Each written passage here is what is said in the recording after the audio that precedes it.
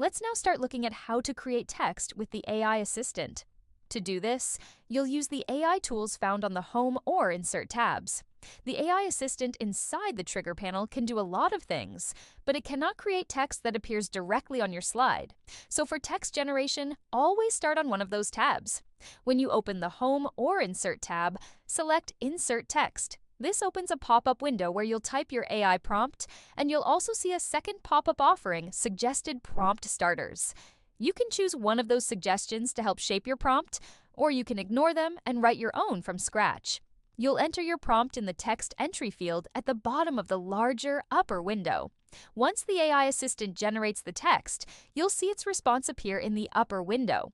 The lower window will then switch from prompt suggestions to a drop-down menu full of refinement options.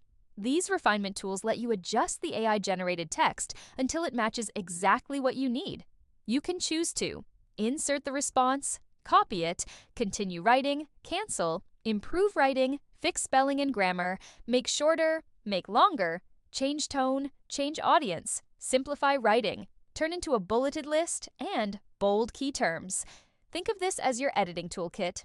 You can sculpt the text into whatever version works best for your slide, your learner, and your instructional goal.